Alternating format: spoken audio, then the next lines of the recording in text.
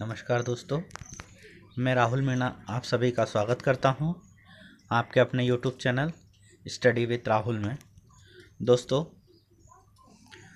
ये आज हमारा मध्य प्रदेश के सामान्य ज्ञान की सीरीज का 5वां लेक्चर है, जिसमें हम मध्य प्रदेश के राष्ट्रीय उद्यान और अभ्यारण्य का भाग 2 पढ़ेंगे।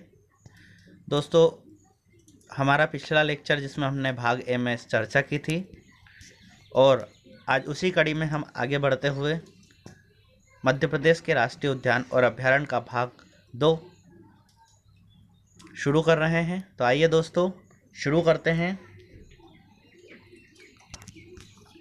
Stay home and keep learning. घर पर रहिए, सुरक्षित रहिए और अपनी तैयारी जारी रखिए स्टडी विद राहुल के साथ।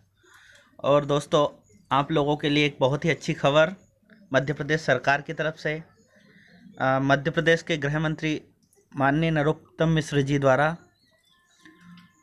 मध्य प्रदेश पुलिस के 4200 पदों के लिए स्वीकृति प्रदान की गई है। तो दोस्तों, कभी भी यह भर्ती आ सकती है, तो आप अपनी तैयारी शुरू कर दीजिए। तो दोस्तों, आइए शुरू करते हैं हमारी आज की क्लास।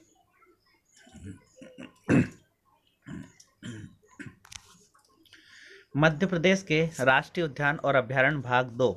दोस्तों, पिछले लेक्चर में हम 80 प्रश्नों को पढ़ चुके थे। तो आइए दोस्तों, अब हम इसी कड़ी में हमारा अगला क्वेश्चन, जो कि है कौन सा राष्ट्रीय उद्यान ग्वालियर के राजा महाराजा का शाही आरक्षित शिकार क्षेत्र था। तो दोस्तों, इसका सही जवाब है माधव राष्ट्रीय उद्यान। गांधी सागर अभ्यारण्य कहाँ स्थित है? दोस्तों, इसका सही जवाब है मंदसौर जिले के अंदर।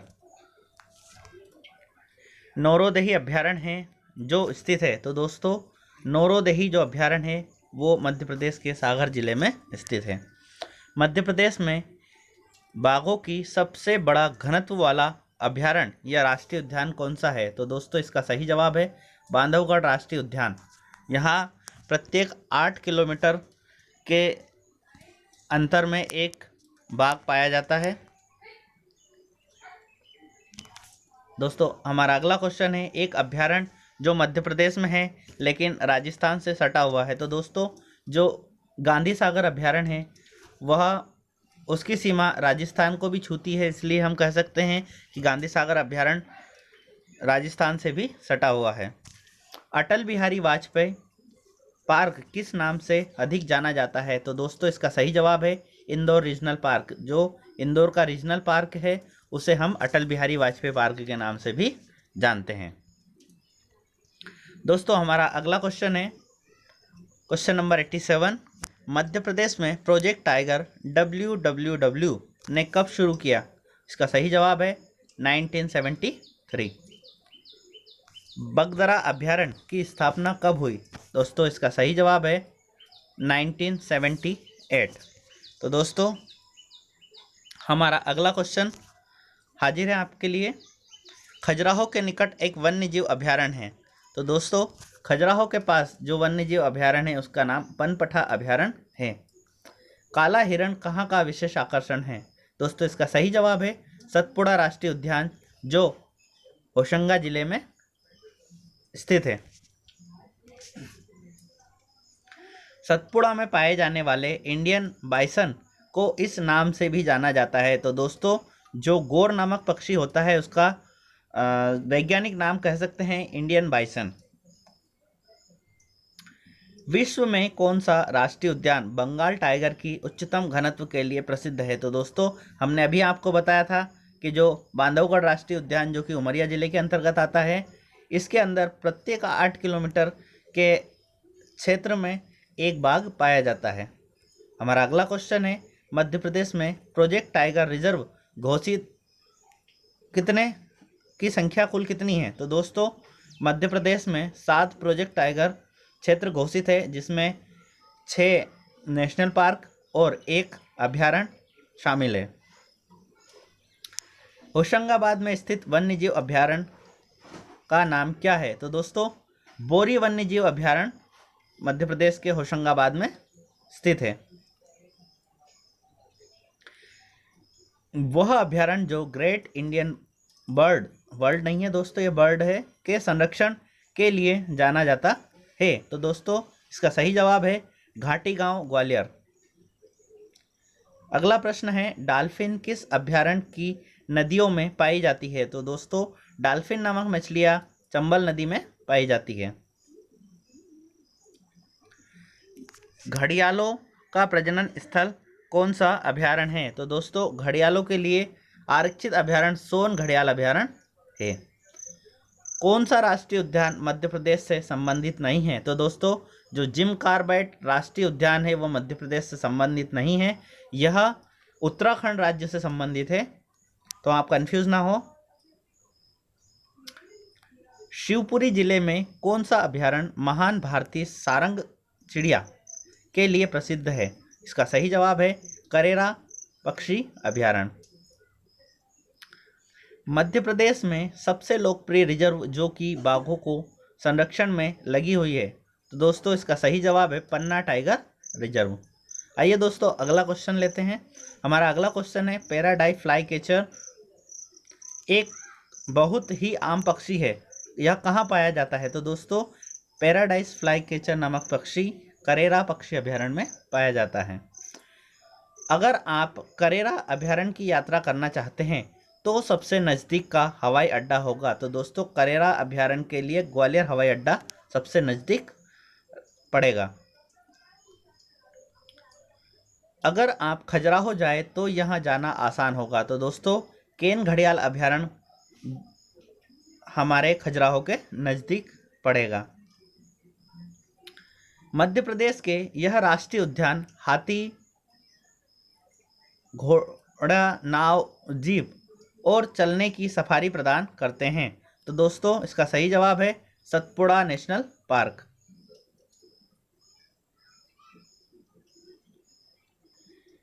जीवाश्म पार्क में सबसे महत्वपूर्ण जीवाश्म है, तो दोस्तों ये पाम जीवाश्म इसका सही आंसर है। जीवाश्म पार्क कहाँ स्थित है? इसका सही जवाब है डिंडोरी जिले के अंदर। हमारा अगला क्वेश्चन है बांधवगढ़ अभ्यारण्य कब राष्ट्रीय उद्यान के रूप में घोषित किया गया? तो दोस्तों इसका सही जवाब है 1968 में बांधवगढ़ अभ्यारण्य को राष्ट्रीय उद्यान का दर्जा प्राप्त हुआ। सबसे बड़ा भारतीय हिरण है, तो दोस्तों इसका सही जवाब है सांभर हिरण।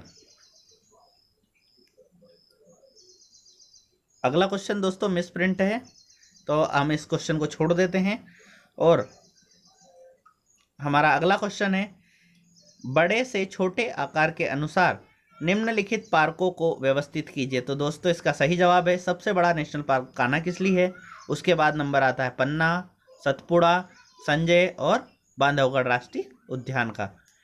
हमारा अगला क्वेश्चन है भिंड मुरैना में स्थित अभ्यारण्य कौन सा है? तो दोस्तों चंबल घड़ियाल अभ्यारण्य भिंड मुरैना दोनों में संयुक्त रूप से आता है। हमारा अगला क्वेश्चन है मंडला जिले में स्थित राष्ट्रीय उद्यान कौन सा है? तो दोस्तों इसका सही जवाब है कान्हा-किसली राष्ट्रीय उद्यान जो कि मंडला जिले में स्थित है। सरदारपुर अभ्यारण्य किसकी सुरक्षा के लिए प्रबंधित किया जाता है? तो दोस्तों सरदारपुर पक्षी अभ्यारण्य खरमोर पक्षी के लिए प्रबंधित किया गया अभ्यारण्य है। प्रियदर्शनी पार्क कहाँ स्थित है? तो दोस्तों इसका सही जवाब है भोपाल। केन नदी कहाँ से होकर गुजरती है? तो दोस्तों इसका सही जवाब है केन नदी पन्ना राष्ट्रीय उद्यान से होकर गुजरती है। ऐसा कहा जाता है कि बगदरा अभ्यारण्य में मिश्रित वन है, मिश्रित वनों का सबसे अच्छा उदाहरण क्या होगा? तो दोस्तों इसका सही जवाब है ताल और वनस्पति के वृक्ष। जीवाश्म पार्क में जीवाश्म कितने वर्ष पुराने होने चाहिए? तो दोस्तों इसका सही जवाब है 40 से 150 मिलियन वर्ष पुराने जीवाश्म पार्क के अंदर होने चाहिए। ऐसे राष्ट्रीय उद्यान का नाम बताइए जिसमें अत्यधिक आकर्षण बमनी दादर जिसे सूर्यास्त पॉइंट के नाम से जाना जाता है। तो दोस्तों प्रदेश का जो कान्हा-किसली राष्ट्रीय उद्यान है उसके अंदर यह सनसेट पॉइंट स्थित है।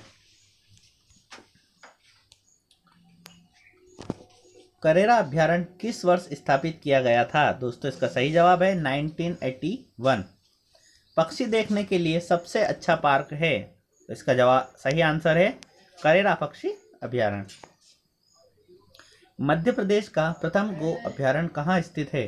तो दोस्तों इसका सही जवाब है सालरिया ग्राम आगर मालवा। दोस्तों कंफ्यूज ना हो, क्योंकि ये पूर्व में शाजापुर जिले में आता था, परंतु जब आगर मालवा नया जिला बना तो यह अभ्यारण्य आगर मालवा क्षेत्र में आने लगा। कौन सा अभ्यारण्य सोन चिड़िया का संरक्षण करता है? तो दोस्तों करेरा और घाटी गांव दोनों अभ्यारण्यों में सोन चिड़िया का संरक्षण किया जाता है। हालो घाटी किस राष्ट्रीय उद्यान का भाग है? तो दोस्तों हालो घाटी कान्हा किसली राष्ट्रीय उद्यान का एक भाग है। बांधवगढ़ मध्य प्रदेश के किस जिले में स्थित है और किस वर्ष राष्ट्रीय उद्यान के रूप में घोषित किया गया है? तो दोस्तों बांधवगढ़ राष्ट्रीय उद्यान मध्य प्रदेश के उमरिया जिले में तथा इसकी स्थापना 1968 में की गई थी। मध्य प्रदेश का सबसे छोटा राष्ट्रीय उद्यान? तो दोस्तों फांसिल राष्ट्रीय उद्यान प्रदेश का सबसे छोटा राष्ट्रीय उद्यान है। प्रोजेक्ट टाइगर की शुरुआत कब की गई? तो दोस्तों 1973 में प्रोजेक्ट टाइगर योजना की शुरुआत की गई थी। मध्य प्रदेश का सर्वाधिक प्राचीन नेशनल पार्क कौन सा है? तो दोस्तों मध्य प्रदेश का कान्हा किसली राष्ट्रीय उद्यान प्रदेश का सर्वाधिक प्राचीन नेशनल पार्क है। करेरा वन्यजीव अभ्यारण्य की स्थापना निम्न में से किस प्रजाति के पक्षी के संरक्षण के लिए की गई थी? तो दोस्तों इसका सही जवाब है सोन चिड़िया।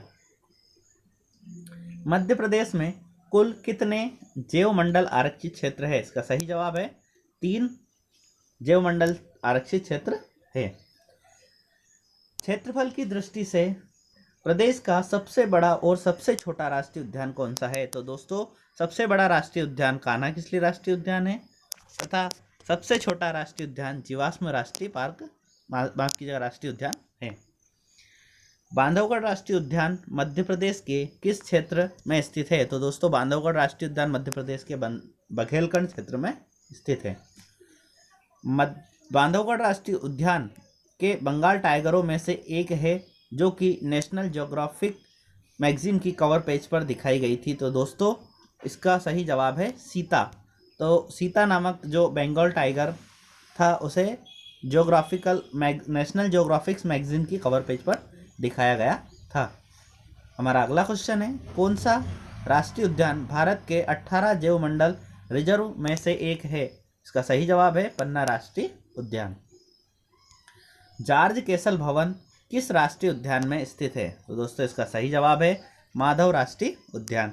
हमारा अगला क्वेश्चन है सैलाना जीव अभ्यारण्य किस जिले में स्थित है? दोस्तों इसका सही जवाब है रतलाम जिले के अंदर। जवाहर सागर बांध के निकट स्थित अभ्यारण्य कौन सा है? तो दोस्तों इसका सही जवाब है चंबल अभ्यारण्य। बोरी वन्यजीव अभ्यारण्य किस वनस्पति के लिए जाना जाता है? तो दोस्तों इसका सही जवाब है बांस के लिए। मध्य प्रदेश का राजकीय पशु बारहसिंगा कहाँ पाया जाता है? तो दोस्तों इसका सही जवाब है कान्हा किसली राष्ट्रीय उद्यान। हमारा अगला क्वेश्चन है डिंडोरी में स्थित जीवाश्म पार्क का नाम क्या है? दोस्तों इसका सही जवाब है घुघुआ राष्ट्रीय जीवाश्म पार्क।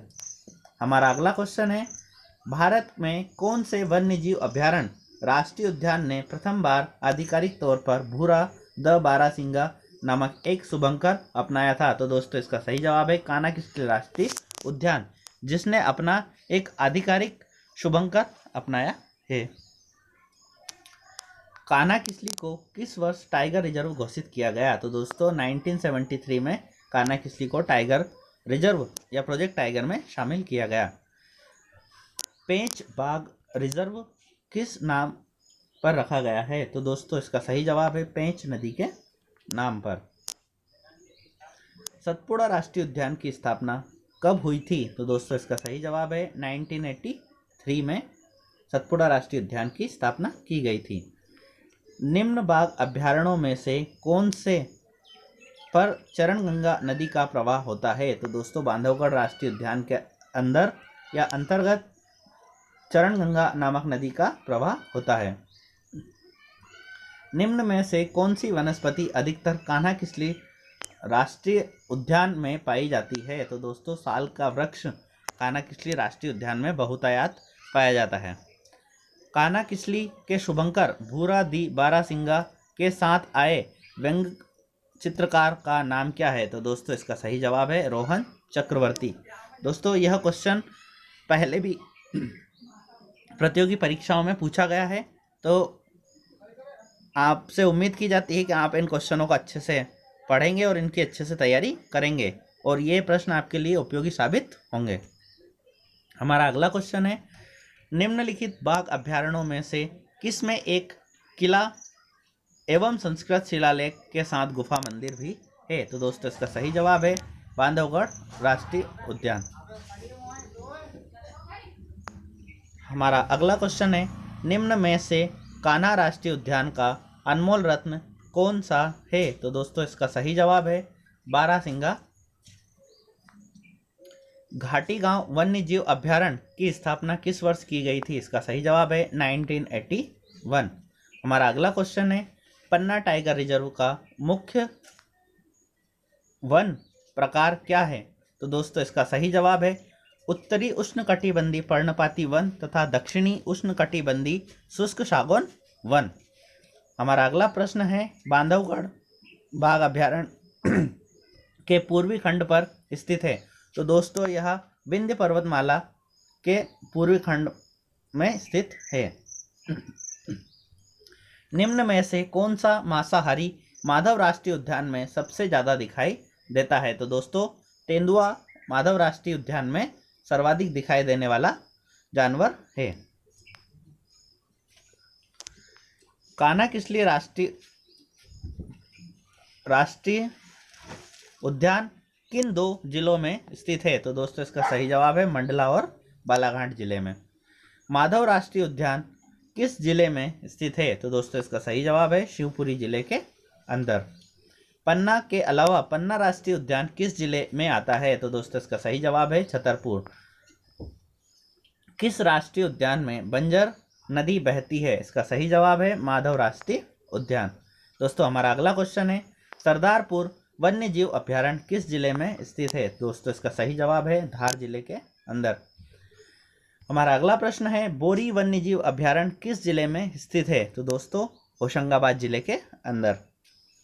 मेघदूत गार्डन कहाँ स्थित है? तो दोस्तों इसका सही जवाब है इंदौर के स्थित है। खिवनी अभ्यारण्य कहाँ स्थित है? तो दोस्तों यह देवास जिले में स्थित है। निम्न में से कौन सा राष्ट्रीय उद्यान प्रदेश में नहीं है?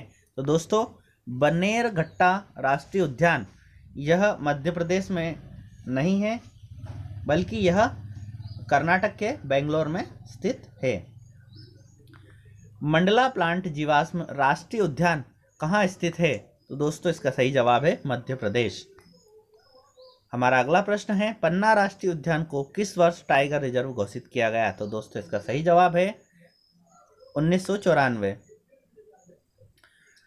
नर्मदा नदी के किस ओर सतपुड़ा टाइगर रिजर्व स्थित है? तो दोस्तों नर्मदा नदी के दक्षिण दिशा में सतपुड़ा टाइगर रिजर्व स्थित है।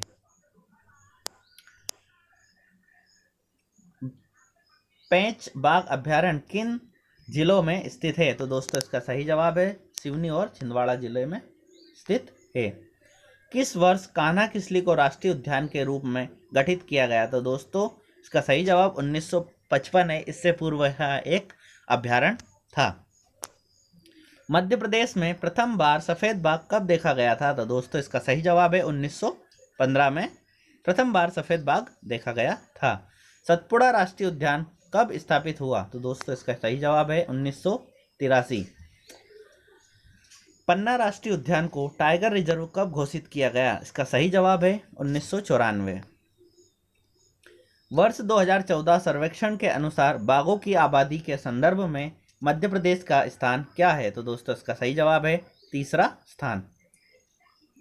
संजय राष्ट्रीय उद्यान मध्य प्रदेश और किस राज्य में आता है? तो दोस्तों संजय राष्ट्रीय उद्यान का कुछ भाग छत्तीसगढ़ राज्य के अंतर्गत भी आता है। निम्न में से कौन सा 1999 में भारत के प्रथम जेल क्षेत्रीय रिजर्व के रूप में घोषित किया गया? तो दोस्तों सतपुड़ा टाइगर रिजर्व को 1999 में प्रथम जेल क्षेत्रीय रिजर्व के रूप में घोषित किया गया। कान्हा राष्ट्रीय उद्यान किस लिए प्रसिद्ध है? तो दोस्तों इसका सही जवाब है बाघों के लिए। भारत सरकार के पर्यटन मंत्रालय से उत्कृष्टता का पुरस्कार पन्ना राष्ट्रीय उद्यान ने किस वर्ष प्राप्त किया? तो दोस्तों इसका सही जवाब है वर्ष 2007। दोस्तों हमारा आज का और इस टॉपिक का लास्ट प्रश्न है, किस राष्ट्रीय उद्यान को मोगली लैंड बनाया गया है? तो दोस्तों प्रदेश का पेंच राष्ट्रीय उद्यान को मोगली लैंड के रूप में इसका तैयार किया गया है। तो दोस्तों आज के हमारे इस लेक्चर में फ़िलहाल इतना ही। जुड़े रहिए हमारे साथ और महत्वपूर्ण टॉपिकों के साथ। हम आपके लिए नए नए टॉपिक्स लेके आएंगे जो आपकी परीक्षाओं के लिए काफ़ी उपयोगी सिद्ध होंगे। आज के लिए इतना ही। धन्यवाद। जय हिंद, जय भारत।